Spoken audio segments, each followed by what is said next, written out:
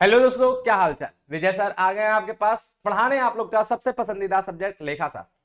और पढ़ते पढ़ते हम लोग जो है आ गए हैं क्लास 12 के सबसे आखिरी चैप्टर के ऊपर। एक तरह से देख लीजिए सेकेंड लास्ट चैप्टर, इसके बाद एक चैप्टर और बच जाता है।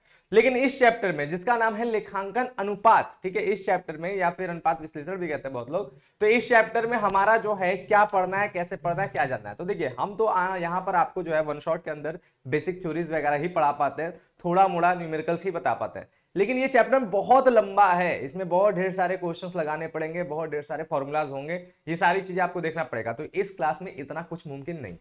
तो हम आपको पहले ही बता दे रहे हैं कि आज आप इस क्लास में पूरी थ्योरी तो समझ लीजिए, सारी बातें तो जान लीजिए, प्लस आपको इस चैप्टर में अपने से क्या मेहनत करना है ये बात भी जान लीजिए। आपको अपने आप से इस चैप्टर में मेहनत करना है कि जितने भी फॉर्मूला आपके किताब में दिए होंगे लाइन बाय लाइन, उन सभी फॉर्मूला को याद कर लेना है। उनसे रिलेटेड जो फॉर्मूला होगा उसी से संबंधित डेफिनेशन भी होगा, तो वो डेफिनेशन भी आप देख लीजिएगा सेम टू सेम। वैसा ही डेफिनेशन, मतलब एक दो लाइन का डेफिनेशन होता है हर अनुपात का, और उसके बाद फॉर्मूला होता है, और फिर उसके ऊपर एक दो क्वेश्चन आप लगा लीजिएगा। सभी फॉर्मूला की बात कर रहे हैं, ठीक है। जैसे सकल लाभ अनुपात है, शुद्ध लाभ अनुपात है, या चालू अनुपात है, या तरल अनुपात है, इस तरह के जितने भी हैं सबका ऐसा कर लीजिएगा। और कुछ अनुपातों के अपने आदर्श अनुपात होते हैं, ठीक है। आदर्श अनुपात भी होता है, जैसे चालू अनुपात जो होता है उसका आदर्श अनुपात क्या होता है, उसका आदर्श अनुपात होता है 2.2:1, ठीक है। तो इस तरीके से कुछ अनुपात जो होते हैं उसके हमारे आदर्श अनुपात भी होते हैं, तो आदर्श अनुपातों को भी आप याद कर लीजिएगा, क्योंकि वो भी आपके एमसीक्यूज में पूछे जाते हैं, ठीक है। तो बस ये चैप्टर इतना ही इंपॉर्टेंट है। अगर इस चैप्टर में आपने इतना याद कर लिया, फॉर्मूला याद कर लिया, उस पर एक दो न्यूमेरिकल्स लगा लिया, बाकी सब चीजें कर लिया, तो आपका ये चैप्टर तैयार है। और स्टार्टिंग की थ्योरी के लिए हम यहाँ पर हैं, हम आपको ये सारी की सारी बातें यहाँ पर आज पढ़ाने जा रहे हैं। तो हम लोग का जो चैप्टर है वन शॉट सीरीज जो हम लोग का चल रहा है, उसके अंदर अगर हम लोग बात करें तो आज हम लोग क्या क्या पढ़ने वाले हैं, तो आज हम लोग जानने वाले हैं अनुपात का अर्थ, परिभाषा, आशय, अनुपातों का अभिव्यक्ति यानी अनुपात किस प्रकार से जो है प्रेजेंट किया जाता है, अनुपात विश्लेषण का आशय ये जानेंगे। फिर अनुपात विश्लेषण के महत्व या लाभ जानेंगे, अनुपात विश्लेषण की सीमाएं जानेंगे, और अनुपात विश्लेषण का वर्गीकरण जानेंगे, यानी अनुपात हमारे टोटल कितने प्रकार के हैं वो जानेंगे, ठीक है। सभी प्रकार के अनुपातों को एक अलग अलग प्रकार के वर्गों में रखा गया, उस हिसाब से उनका वर्गीकरण हम लोग समझेंगे। और हम लोग जो चैप्टर पढ़ रहे हैं उसका चैप्टर का नाम है अनुपात विश्लेषण, ठीक है। यहाँ पर वो चैप्टर का नाम हटा दिया गया है, चैप्टर का नाम क्या है, अनुपात विश्लेषण, ठीक है। क्या है, अनुपात विश्लेषण हमारा चैप्टर का नाम है, या फिर हम लोग जिसे लेखांकन अनुपात भी कहते हैं। क्या कहते हैं, लेखांकन अनुपात भी हम लोग इसे कहते हैं, ठीक बात। तो ये दोनों नाम से आपके किताब में जिस भी नाम से दिया होगा आप देख लीजिएगा अच्छे तरीके से, ठीक। तो शुरुआत करते हैं हम लोग आज की क्लास में। तो सबसे पहले हम लोग का ये अनुपात मतलब क्या होता है भाई, अनुपात का अर्थ हम लोग जान लें। तो कोई भी हमारा अनुपात की जब भी बात होगा तो हमारा क्या होता है, उसमें कम से कम दो चर होते हैं जिनका आपस में संबंध स्थापित किया जाता है, यही अनुपातों के माध्यम से, ठीक है। तो यही बात बता रहा है क्या, कि दो संख्याओं, ठीक है, कौन सी संख्या हो सकती है, कोई भी ऐसी संख्या हो सकती है, यहाँ पर कुछ भी हो सकता है, इसीलिए दो संख्याओं के परस्पर संबंध को गणितीय रूप से प्रकट करना ही अनुपात कहलाता है। बात समझे, दो संख्याओं को परस्पर रूप से गणितीय रूप से प्रकट करना ही अनुपात कहलाता है। जैसे जैसे एग्जांपल के तौर पे यहाँ पर हमारा एक संख्या हो गया 2, एक संख्या हो गया 1, ये 2 और 1 इनको हमने इस तरह से लिखा, ये क्या है, ये अनुपात है, ठीक है। बात क्लियर है। अगर हम ऐसे करके आपको 20% भी लिख देते तो भी ये अनुपात है। अब कहेंगे सर ये कैसा अनुपात है 20%, क्योंकि परसेंट के नीचे का मतलब जो है 20% का मतलब ही क्या हो गया, 20% का मतलब हो गया 20/100, तो भी कैसे ये अनुपात हो गया। तो 20 का मतलब ही 20/100 का मतलब ही हो क्या गया, ये कट गया आपस में, हो गया 1/5, और 1/5 का मतलब ही हो गया 1:5, ठीक है, इस तरीके से। तो प्रतिशत भी हमारा अनुपात है, बात समझे। तो इस तरीके से हमारा हम जानते हैं कि जब भी कोई संख्या होती है दो, उनका आपस में संबंध स्थापित किया जाता है, और जब वो संबंध स्थापित किया जाता है उसे गणितीय रूप से जब प्रकट किया जाता है तो उसी प्रकट करने के तरीके को हम लोग क्या कहते हैं, अनुपात कहते हैं, ठीक है। अब इसी क्या रॉबर्ट एंथोनी ने इसको कैसे डिफाइन किया है, सिर्फ अनुपात की भी बात हो रहा है, अभी अनुपात विश्लेषण नहीं हम पढ़ रहे हैं, अभी अनुपात हम लोग सीख रहे क्या हो रहा है। रॉबर्ट एंथोनी बोलते हैं कि अनुपात एक संख्या को दूसरे संख्या के संबंध में व्यक्त करता है। जब भी अनुपात होता है वो बताता है एक संख्या दूसरे संख्या के साथ किस तरह से संबंधित है। जैसे 2:1 का मतलब है कि यहां पर जो है ये इससे दोगुना है, ठीक है, या फिर ये जो है ये इससे आधा है, ये संबंध प्रकट कर रहा है। 20% किसी ना किसी चीज पे प्रतिशत निकलता है ना बात। जैसे आप अपना रिजल्ट जब निकालते हैं तो आप अपना प्रतिशत निकालते हैं, तो किस पे निकालते हैं टोटल मार्क के ऊपर प्रतिशत निकालते हैं, कि जो कुल अंक है उसमें से हम कितना प्रतिशत प्राप्त किए। तो कुल अंक और अपना प्राप्त किए गए अंक, इन दोनों के बीच में रिलेशन स्थापित करते हैं ना तो प्रतिशत भी आपका दो चीजों के बीच में संबंध स्थापित करता है, ठीक बात। तो इसी तरह जो भी अनुपात होगा, जैसे भी अनुपात की अभिव्यक्ति की जाती है, वो सारे के सारे क्या करते हैं, वो सारे के सारे अपना दो संख्याओं के मध्य संबंध को ही प्रकट करते हैं। ठीक है, जैसे हम अगर यहाँ का एग्जाम्पल ले लें, यहाँ पर हम लोग एक अनुपात पढ़ते हैं, सकल लाभ अनुपात। आप लोग इसको लगाएंगे, अपने किताब में आपको दिया होगा। ठीक है, सकल लाभ अनुपात। तो इसका डेफिनेशन कैसे दिया जाता है? तो इसका डेफिनेशन देने से पहले हम लोग इसका फॉर्मूला समझते हैं। सारे अनुपात का डेफिनेशन उसी हिसाब से देते हैं, फॉर्मूला के हिसाब से। ठीक है, तो सकल लाभ अनुपात क्या होता है? सकल लाभ अनुपात बराबर होता है सकल लाभ, ठीक है, सकल लाभ अनुपात बराबर होता है सकल लाभ बटे में शुद्ध विक्रय, ठीक है, शुद्ध विक्रय यानी नेट सेल्स, और फिर मल्टीप्लाई बाय क्या, 100। ये सकल लाभ अनुपात का फॉर्मूला है। तो फिर इसका डेफिनेशन क्या होगा कि सकल लाभ अनुपात क्या होता है? तो इस हिसाब से हम लोग डेफिनेशन दे सकते हैं, जो अनुपात जैसा होता है उसी के हिसाब से। क्या डेफिनेशन होगा कि सकल लाभ अनुपात से आस है शुद्ध लाभ तथा सकल लाभ अनुपात वह अनुपात है जो शुद्ध विक्रय तथा सकल लाभ के मध्य संबंध को बताता है। बस यही आप डेफिनेशन देंगे। देख रहे कितना आसान है, फॉर्मूला याद कर ले, डेफिनेशन अपने आप बन जाएगा कि शुद्ध विक्रय तथा सकल लाभ के बीच में संबंध बताने वाले अनुपात को हम लोग सकल लाभ अनुपात कहते हैं। समझ रहे बात? तो इस तरीके से हमारा जो है ये बात क्लियर हो जाता है। ठीक बात। अगली बात हम लोग करते हैं, जब हम लोग अनुपात जान लेते हैं कि लेखांकन अनुपात का अपना आशय क्या है। अभी तक हम लोगों ने केवल अनुपात समझा, अब हम समझ रहे हैं कि लेखांकन अनुपात जो है ना वो क्या है, उसका आशय क्या है। तो चलिए हम लोग वो देख लेते हैं बढ़िया से। ठीक है, उस बातों को भी हम लोग जो है अच्छे तरीके से समझ लेते हैं कि क्या होता है। ठीक है, क्लियर बात? तो देखिए इसमें अगर हम लोग बात करें तो बोला है लेखांकन के समंकों के गणितीय संबंध को व्यक्त करने के लिए जिन अनुपातों का प्रयोग किया जाता है उन्हें लेखांकन अनुपात कहते हैं। क्या बोला है कि लेखांकन के समंकों को गणितीय रूप से, ठीक है, अब लेखांकन के समंकों मतलब लेखांकन के आंकड़े। हम लोग जब लेखांकन करते हैं तो उसमें बहुत सी चीजें हमें पता चलता है। किसके जरिए? हम लोग बनाते हैं ट्रेडिंग अकाउंट, हम लोग बनाते हैं प्रॉफिट एंड लॉस अकाउंट, हम लोग बनाते हैं बैलेंस शीट। ठीक है, और कंपनी के पॉइंट ऑफ व्यू से हम लोग पढ़ रहे हैं, तो हम लोग कंपनी के पॉइंट ऑफ व्यू से जानेंगे तो हम लोग क्या बनाते हैं, बैलेंस शीट बनाते हैं, और हम लोग बनाते हैं अपना प्रॉफिट एंड लॉस स्टेटमेंट बनाते हैं। उसमें बहुत सी चीजें हमें पता चलता है कि संपत्ति क्या है, कुल संपत्ति क्या है, चालू संपत्ति क्या है, स्थायी संपत्ति क्या है, दायित्व क्या है, पूंजी क्या है, ठीक है, चालू दायित्व क्या है, चालू पूंजी क्या है, ये सारी की सारी चीजें आप लोगों को पता चलता है। क्लियर बात? तो इस प्रकार से मतलब जो है हमारा ये जो भी आंकड़े हमें लेखांकन के प्राप्त होते हैं, इन सभी आंकड़ों के मध्य, ठीक है, गणितीय जो संबंध बनाया जाता है, इन सभी आंकड़ों के मध्य जो गणितीय संबंध बनाते हैं, गणित में जो है मतलब हमने जैसे बताया ना आपको कि सकल लाभ और शुद्ध विक्रय के बीच में संबंध, गणितीय संबंध का मतलब अनुपात में संबंध। ठीक है, जो गणितीय संबंध बनाते हैं और उसी संबंध को व्यक्त करने के लिए जिन अनुपातों का प्रयोग किया जाता है वही अनुपात हमारे क्या कहलाते हैं, लेखांकन अनुपात कहलाते हैं। यानी लेखांकन अनुपात जो है लेखांकन समंकों को गणितीय रूप में प्रेजेंट करने के लिए अनुपात का प्रयोग करके उन्हें लिखना है। ठीक है, बात समझ में आया? तो ये हमारा लेखांकन अनुपात का डेफिनेशन हो गया। अगर हम नेक्स्ट बात करें कि हमारा अनुपात जो होता है, चलो भाई लेखांकन अनुपात समझ में आ गया, अनुपात भी समझ में आया, लेकिन ये अनुपात कैसे प्रेजेंट किया जाता है, उसकी अभिव्यक्ति क्या है, किस तरह से उसे दर्शाया जाता है। तो लेखांकन के अनुपात को दर्शाने के टोटल जो है इस प्रकार से अभिव्यक्तियां दिया गया है। चार प्रकार के अभिव्यक्ति है। कौन कौन सा? अनुपातों को चार प्रकार से व्यक्त किया जा सकता है, जिसमें सबसे पहला क्या है, शुद्ध अनुपात। ठीक है, शुद्ध अनुपात। अब ये शुद्ध अनुपात कैसे होता है? तो देखिए शुद्ध अनुपात ये इस तरीके से प्रेजेंट करना हमारा शुद्ध अनुपात कहलाएगा। बस आपको यही जानना है, शुद्ध अनुपात मतलब 2:1, ऐसे प्रेजेंट करना ही हमारा शुद्ध अनुपात कहलाता है। ठीक बात। दूसरी बात करें, दूसरी बात हमारा जो अनुपात प्रेजेंट किया जाता है वो प्रतिशत के रूप में। प्रतिशत के रूप में क्या हुआ, मतलब इस तरह से जब हम लोग अपने लेखांकन के अनुपात को इस तरीके से लिखें तो उसे हम लोग प्रतिशत के रूप में प्रेजेंट करना कहेंगे। तीसरा क्या कहलाता है? तीसरा कहलाता है समय या दर के अनुसार। ठीक है, समय या दर के अनुसार, यानी जब हम लेखांकन के अनुपातों को गुना करके लिखते हैं, ठीक है, इतना गुना उतना गुना, तो वो हमारा जो है क्या है, समय या दर के तरह से रिप्रेजेंट करना होगा। जो भी लेखांकन अनुपात हो, या तो सिंपल रूप में अनुपात के रूप में बनता है, या तो प्रतिशत के रूप में बनता है, या तो गुणा के रूप में बनता है। ठीक है, और फिर हमारा जो है अगला हमारा जो है अंश या भिन्न के रूप में भी हम अपने अनुपात को दिखा सकते हैं। ठीक है, यानी इस तरीके से भी हम अपने अनुपात को दिखा सकते हैं, अंश या भिन्न के रूप में। ठीक है, तो जो अनुपातों की अभिव्यक्ति होती है वो टोटल 4 प्रकार का होता है। पहला सिंपल रेशियो, जिसमें 2 बिंदु करके जिसको अनुपात का सिंबल करते हैं उसके हिसाब से लिखो। दूसरा प्रतिशत बना के, तीसरा गुणा बना के, चौथा भिन्न बना के। इस तरीके से 4 तरीके से हम लोग अपने अपने लेखांकन के अनुपातों को रिप्रेजेंट करते हैं। और केवल लेखांकन अनुपात नहीं, आप मैथ में भी अगर अनुपात की बात करेंगे तो यही 4 प्रकार की चीजें हमारा अनुपात के अंदर आता है। ठीक है, बात क्लियर है? चलो भाई नेक्स्ट बात करते हैं।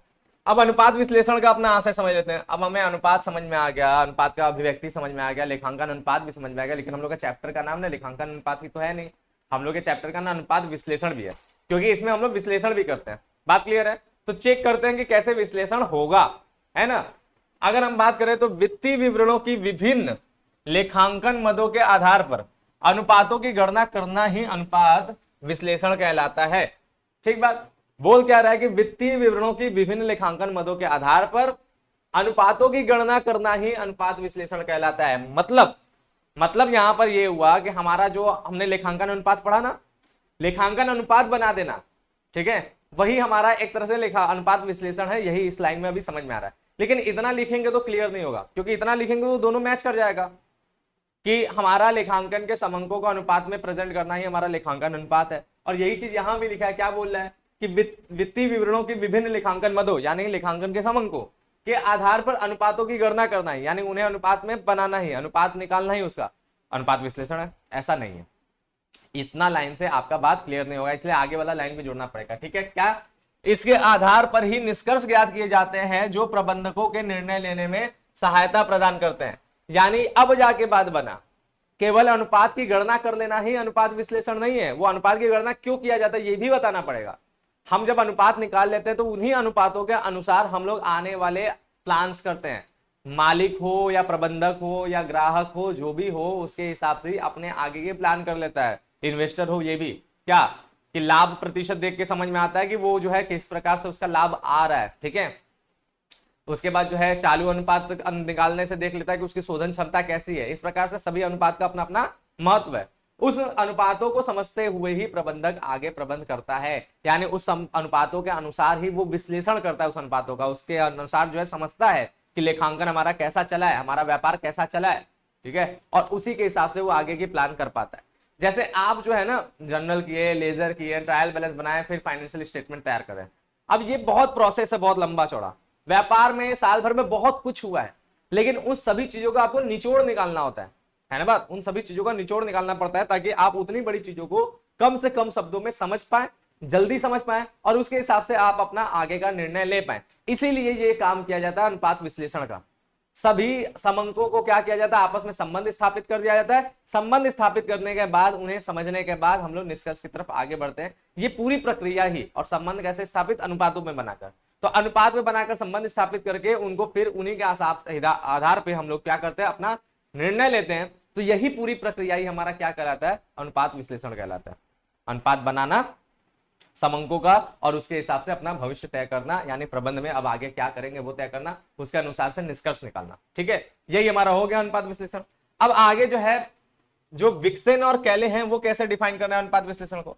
तो देखिए बोले कि वित्तीय विवरणों की मदों तथा उनके समूहों में संबंध स्थापित करने एवं प्रस्तुतिकरण की प्रक्रिया ही अनुपात विश्लेषण है। आ गया कि नहीं बात, वही कि जो हमारे वित्तीय विवरण की जो मदें हैं, यानी जो आंकड़े हैं, और उनके जो समूह हैं, यानी वो आंकड़े जिस भी समूह से प्रेजेंट होते हैं, जिस भी समूह से आते हैं वो, ठीक है, उन दोनों के बीच में हमारा जो संबंध बनता है, वो संबंध स्थापित करने और प्रस्तुतिकरण, ठीक है, सिर्फ केवल संबंध स्थापित नहीं करना बल्कि उनका प्रस्तुत करने की भी, ये सारी की सारी प्रक्रिया ही हमारा अनुपात विश्लेषण कहलाता है। ठीक है, बात क्लियर है। तो ये इन्होंने डिफाइन किया। ये दोनों डेफिनेशन बहुत ही आसान है, ऊपर का भी और ये वाला भी, इसलिए हमने छोटा छोटा डेफिनेशन दिया ताकि आपको याद भी हो जाए, आप एग्जाम में आराम से लिख पाए। ये डेफिनेशन लिखेंगे आपको एग्जाम में पूरे के पूरे मार्क्स मिलेंगे, छोटा भी है और अच्छा भी है। ठीक बात। नेक्स्ट अगर हम लोग बात करें तो नेक्स्ट होता है कि अनुपात विश्लेषण का अपना महत्व क्या है, लाभ क्या है, क्यों किया जाता है अनुपात विश्लेषण, उससे क्या फायदा है। ठीक है, उसका अपना महत्व क्या है, उसका अपना लाभ क्या है, तो फटाफट समझते हैं इसको भी। तो देखिए अनुपात विश्लेषण के महत्व या लाभ को जो है ना हम लोग इस तरह से पॉइंट्स में समझते हैं। सबसे पहला हो गया निर्णय में उपयोगी। पहला तो यही बात है कि अनुपात विश्लेषण इसलिए किया जाता है ताकि हम लोग अपना क्या कर पाए, अपने व्यापार का निर्णय ले पाए। ठीक बात, व्यापार का हम लोग निर्णय ले पाए कि व्यापार हम लोग कैसे लेकर के चलना है, व्यापार को किस तरह से लेकर के बढ़ना है।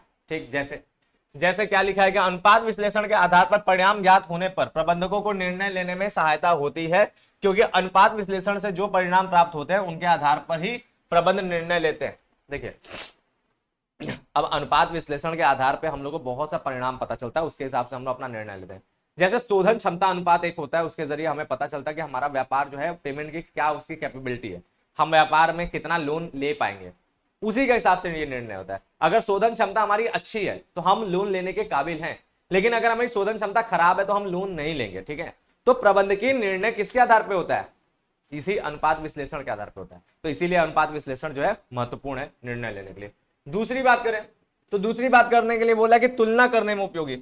अब हमारा ये बात भी आपको समझ में आ रहा है कि तुलना भी होगा। जैसे लिखा क्या है, अनुपात विश्लेषण के आधार पर एक ही उपक्रम के विभिन्न वर्गों या विभिन्न विभागों से तुलना आसानी से की जाती है, जिसके आधार पर प्रबंधकों का निर्णय लेने में आसानी होती है। अब आपके पास कई ढेर सारे अनुपात हैं, पिछले साल का भी है, इस साल का भी है, और अपने जैसे किसी और बिजनेस का भी है। अब आप क्या करेंगे, उनसे अपना तुलना करेंगे और तुलना करके देख लेंगे कि हमारा व्यापार जो है अच्छा जा रहा है कि खराब जा रहा है। अच्छा जा रहा है तो और अच्छा बनाएंगे, और खराब जा रहा है तो हम लोग क्या करेंगे कि उसे जो है कंट्रोल करते हुए किसी तरह से उसे कंट्रोल करेंगे और अच्छा बनाने की कोशिश करेंगे। तो ये हमारा हो गया अगला बात।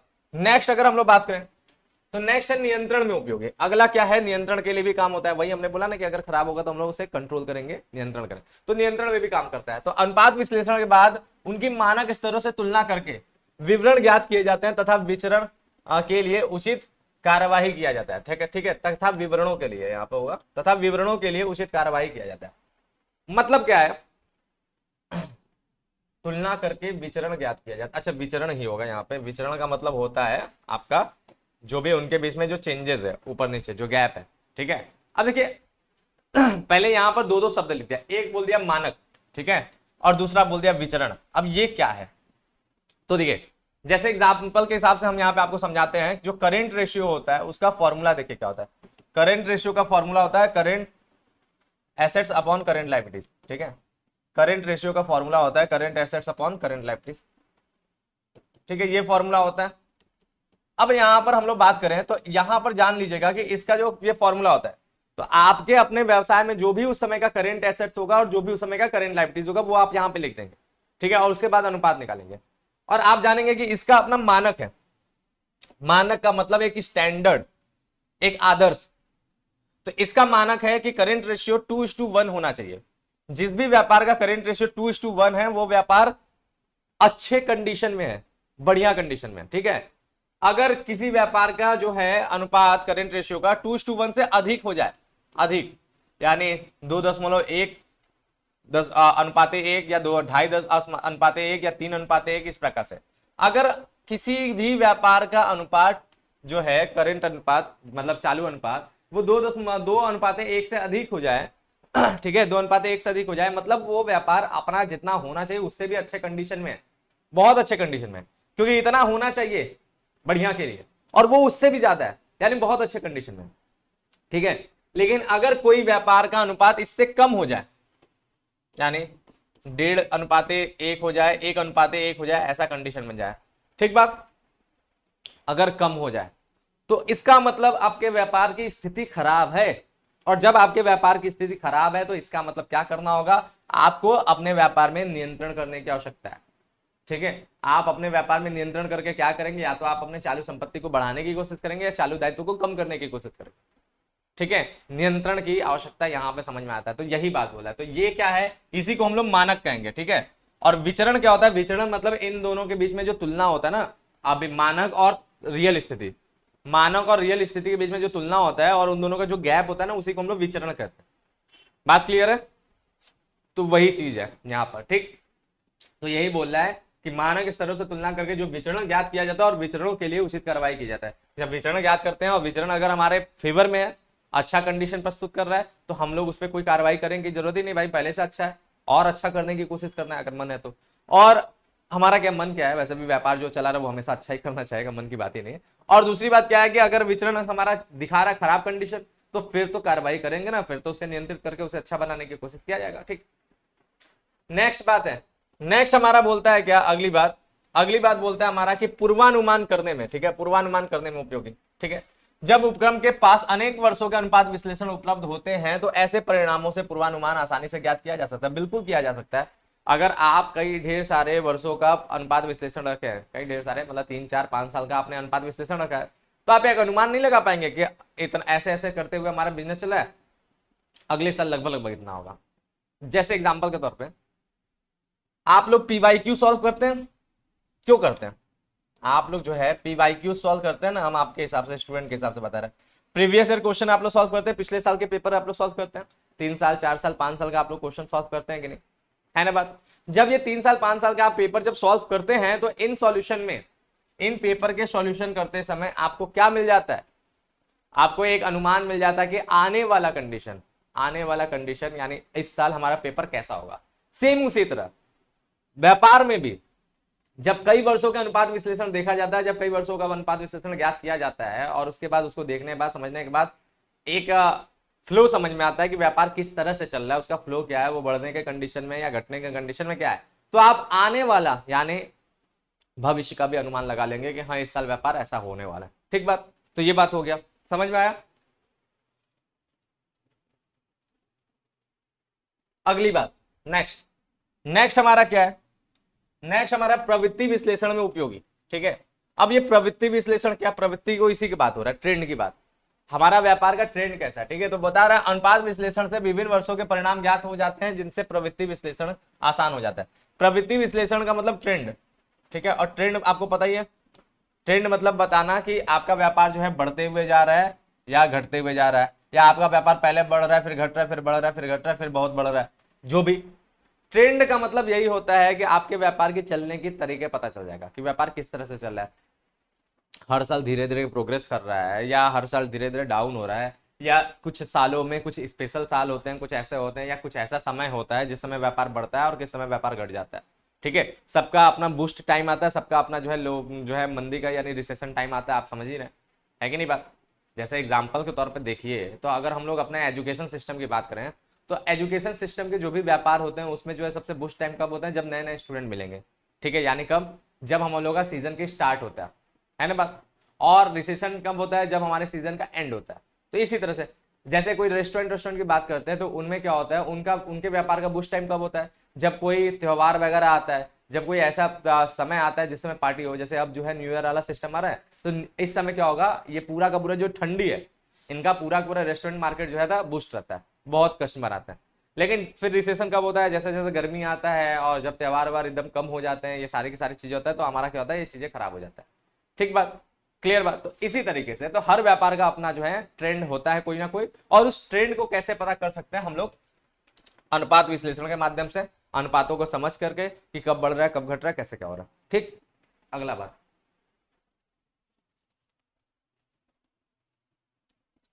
वित्तीय स्थिति के विश्लेषण में भी उपयोगी, इसके साथ साथ ये वित्तीय स्थिति का भी पूरा विश्लेषण करता है, उसमें उपयोगी होता है। तो अनुपात विश्लेषण में परिणामों से किसी संस्था की वित्तीय स्थिति का भी ज्ञान आसानी से हो जाता है। अब वित्तीय स्थिति आपको पता है एसेट्स और लायबिलिटी, एसेट्स और लायबिलिटीज के बीच में भी ये संबंध स्थापित करता है। ऐसे बहुत से अनुपात होते हैं जो एसेट्स और लायबिलिटीज में संबंध स्थापित करता है, जैसे अपने आपने करंट रेशियो ही देख लिया है ना बात। तो वो क्या होता है, उसके जरिए हम अपने व्यापार की वित्तीय स्थिति भी देख पाते हैं कि शोधन क्षमता क्या है, व्यापार में जो है पूंजी की क्या स्थिति, व्यापार में संपत्ति की क्या स्थिति है, ये सारी की सारी चीजों को हम लोग देख पाते हैं। तो इसके जरिए हमारा वित्तीय स्थिति का भी ज्ञान हो जाता है।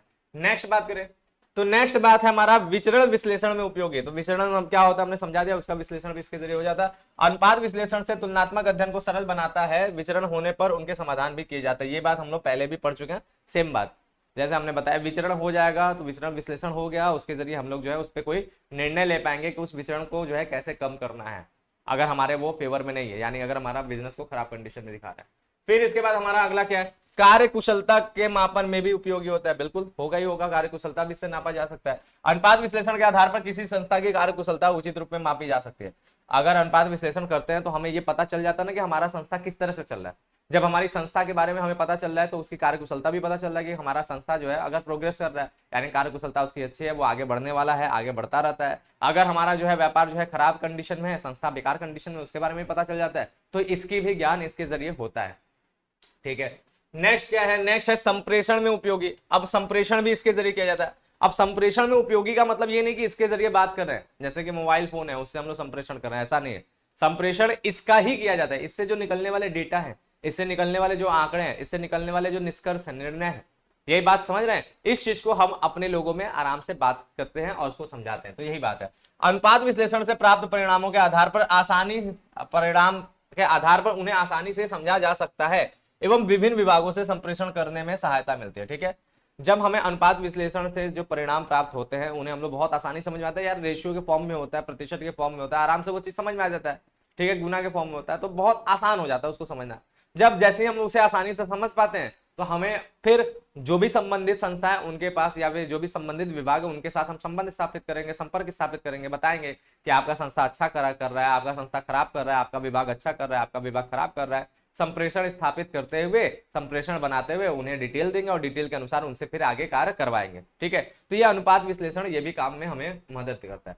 फिर नेक्स्ट बोले तो अनुपात विश्लेषण की अपनी कुछ सीमाएं भी होती है, इन सीमाओं को भी हम लोग देख लें कि अनुपात विश्लेषण की अपनी कौन कौन सी सीमाएं हैं, क्या क्या है, किस तरह से अनुपात विश्लेषण हमारा कमजोर पड़ता है। सीमाएं मतलब समझ रहे ना, जहां पर वो अपना पूरा काम नहीं कर पा रहा है।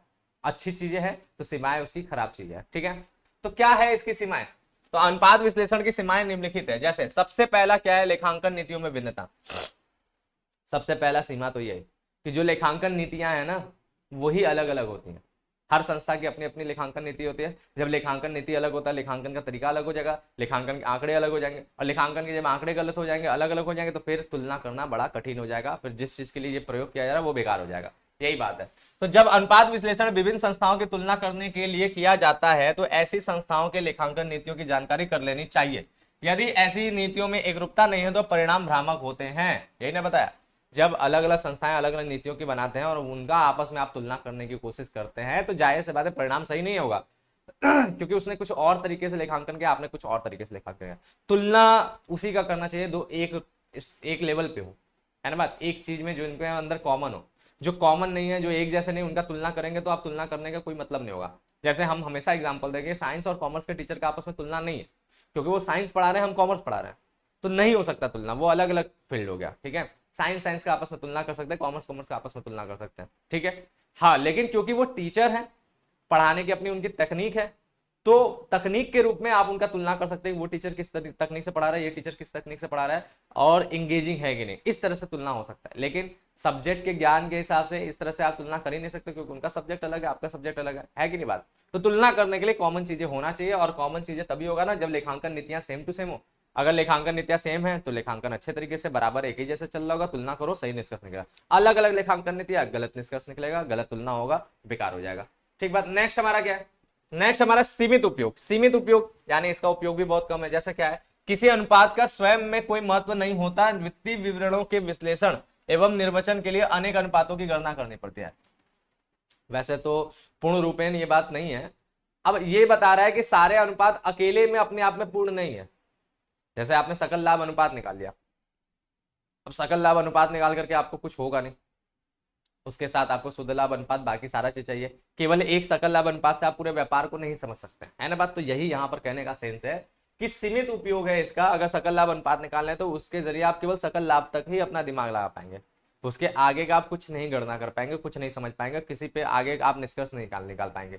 इसी वजह से भाई, इसी वजह से तो हम लोग अनुपात का बहुत ढेर सारा झुंड पढ़ते हैं। आप अपने किताब में, आपको हमने बोला ना होमवर्क क्या करना है कि सभी अनुपातों को आपको याद करना है, उसके फॉर्मूला, उस पर एक दो क्वेश्चन लगाना है। तो कई ढेर सारे अनुपात होते हैं, वो सारे अनुपात जो है ना, वो सारे अनुपात निकालेंगे तभी जाके हम व्यापार को अच्छे तरीके से समझ पाएंगे। यही बात यहाँ पर बता रहा है। ठीक बात। नेक्स्ट हमारा क्या है, नेक्स्ट हमारा बोला है कि उचित प्रमापों का अभाव। इसके साथ साथ इसमें जो है उचित प्रमापों का अभाव है। यानी उचित प्रमाप का मतलब क्या आता है, प्रमाप का मतलब वही स्टैंडर्ड, जिसको मानक भी कहते हैं। अभी हमने मानक समझाया था ना, तो प्रमाप का मतलब मानक भी, स्टैंडर्ड।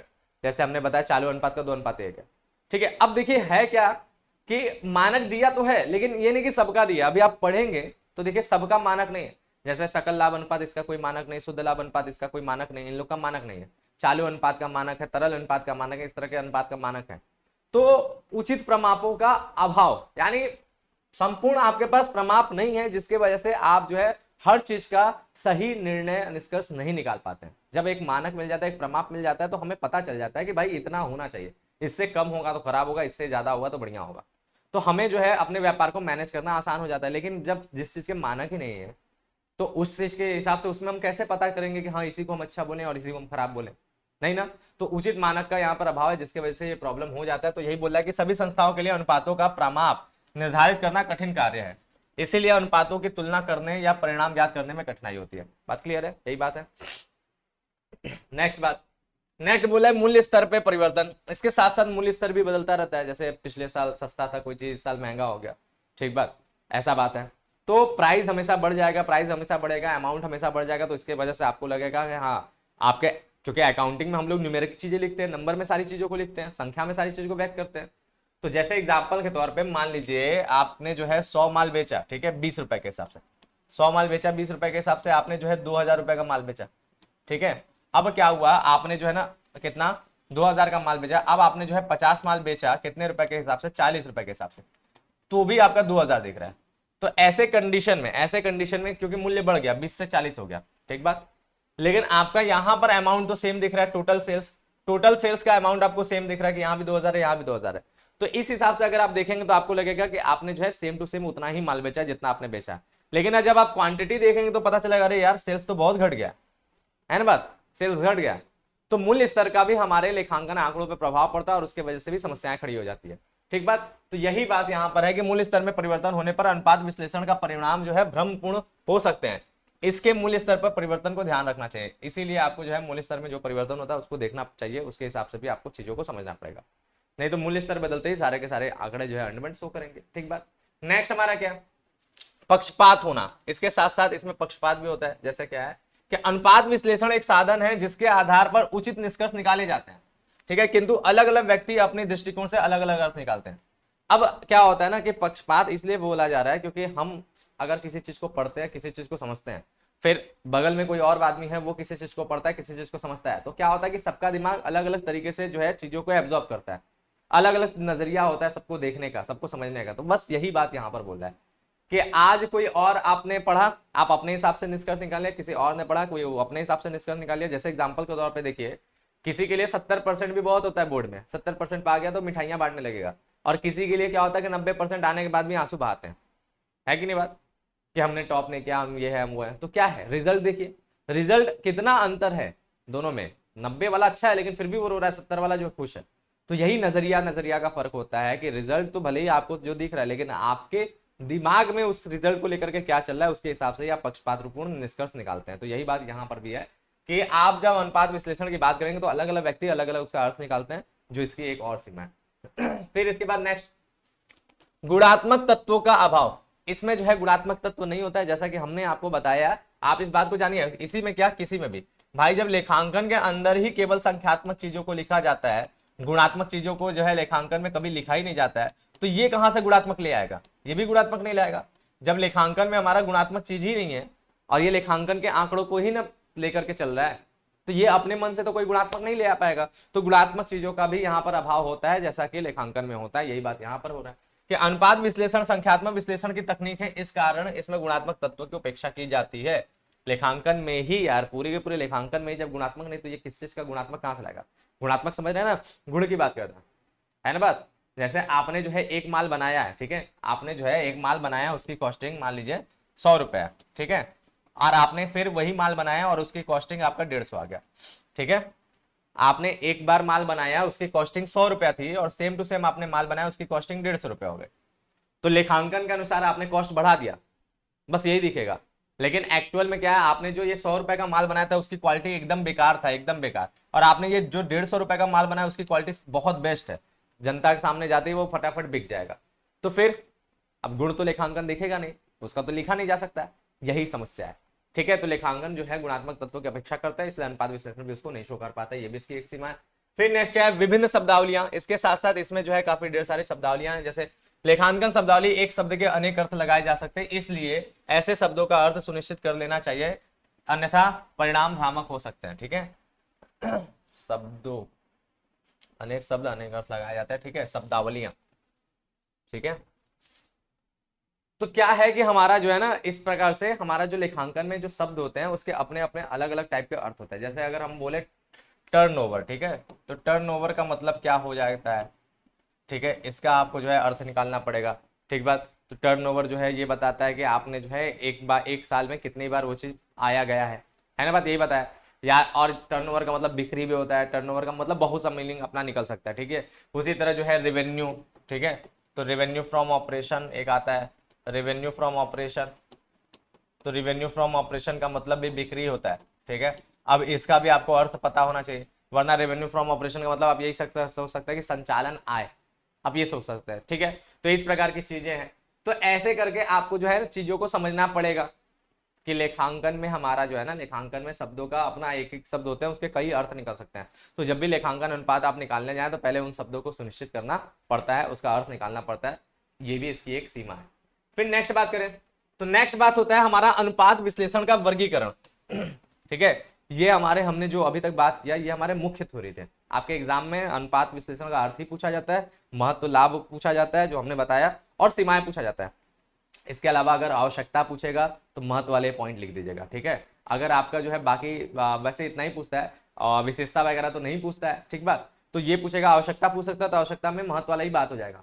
ठीक बात, सेम टू सेम। लाभ पूछेगा तो भी महत्व वाला बात हो जाएगा, हानि पूछेगा सीमा वाला बात हो जाएगा। ठीक है, तो इस प्रकार से हमने सारी की सारी बातें आपको रख दिया है। अब जो है आपको समझना यह है कि हमारा अनुपात विश्लेषण है ना, उसमें सारे अनुपातों को इन 4 वर्गों में विभाजित किया जाता है। पहले वर्ग को कहते हैं लाभदायकता अनुपात, इसमें सारी की सारी चीजें लाभ से संबंधित होता है, यानी इसमें जो भी चीजें लिखा जाता है वो आपका स्टेटमेंट ऑफ पीएल वाले आइटम्स होते हैं, क्योंकि स्टेटमेंट ऑफ पीएल से ही आपके जो है लाभ के बारे में पता चलता है। ठीक है, तो इसमें सारे के सारे आइटम्स आपके लाभ हानि खाते से बोल लीजिए या स्टेटमेंट ऑफ पीएल से बोलिए, वहां से आता है। ठीक है, तो ये अनुपात इसमें जानते हैं। फिर अगला आता है तरलता अनुपात, ये बैलेंस शीट का ही बात है। तरलता अनुपात में हम लोग जो है अपने व्यापार की शोधन क्षमता ज्ञात करते हैं, कैसा, अल्पकालीन शोधन क्षमता ज्ञात करते हैं। फिर उसके बाद हमारा आता है शोधन क्षमता अनुपात। ठीक है, तो देखिए ये जो है अल्पकालीन शोधन क्षमता की बात करता है, ये बात याद रखिएगा, ये जो है अल्पकालीन शोधन क्षमता की बात करता है। और हमारा जो शोधन क्षमता अनुपात है ना, ठीक है, और हमारा जो शोधन क्षमता अनुपात है ये हमारा कौन सा, ये दीर्घकालीन शोधन क्षमता की बात करता है।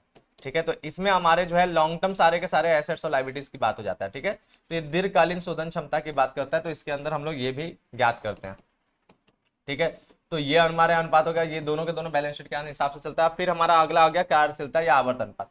अब कार्यशीलता आवर्त अनुपात जो होता है ना, वो मात्रा के बारे में एक तरह से बताता है कि आपका जो है कॉस्ट ऑफ गुड्स सोल्ड जो है, मतलब आपकी रहतिया कितनी है, देनदार कैसे हैं, उनका क्या आवर्त है, इस प्रकार से। ठीक है, तो ये उनके मात्रा को जो है रिप्रेजेंट करने वाला अनुपात है। तो इसमें जो है कुछ अनुपात और आते हैं, तो हमें इनमें जो है टोटल जो है यही 4 अनुपात आपको पढ़ना है।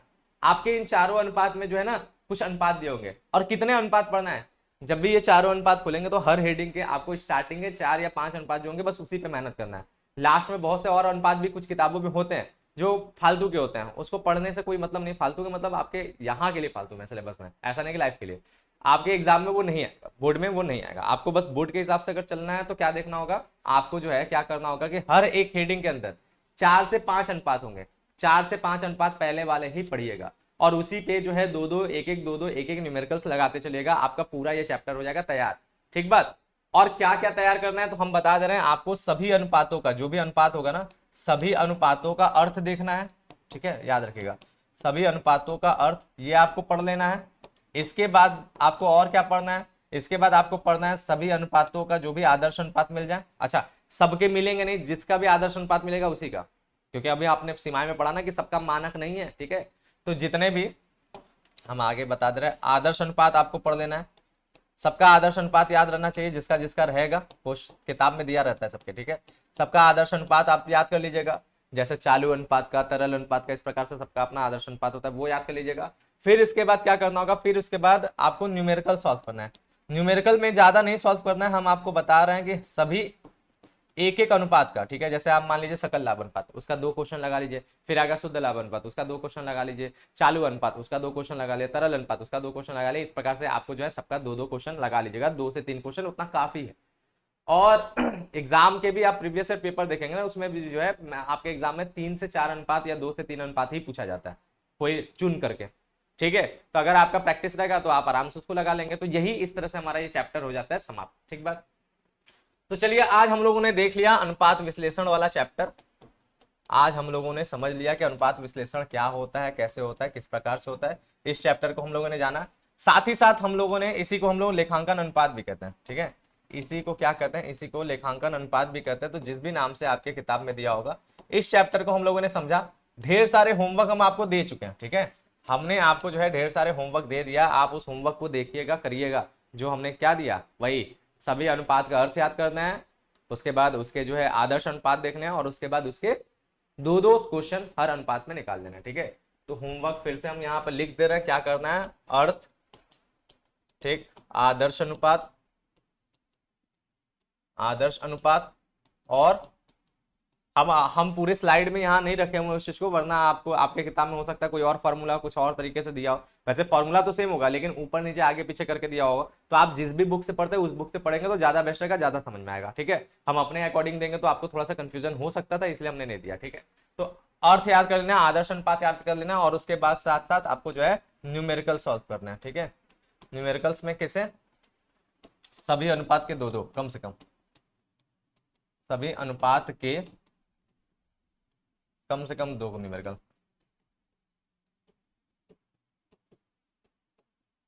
ठीक है, कम से कम जो है दो क्वेश्चन। ठीक, तो ये आपका होमवर्क हो गया। तो चलिए बस आज की क्लास को हम लोग करते हैं यहीं पे समाप्त। मिलेंगे हम लोग जो है नेक्स्ट क्लास में, यानी अगला जो भी हमारा वन शॉट होगा उसमें हम लोग जो है किसकी बात करेंगे, सबसे आखिरी चैप्टर जिसका नाम रहेगा रोकड़ प्रवाह विवरण। ठीक है, कैश फ्लो स्टेटमेंट, उसको हम लोग देखेंगे। तो मिलते हैं हम लोग नेक्स्ट क्लास में, तब तक के लिए थैंक यू, बाय, जय हिंद।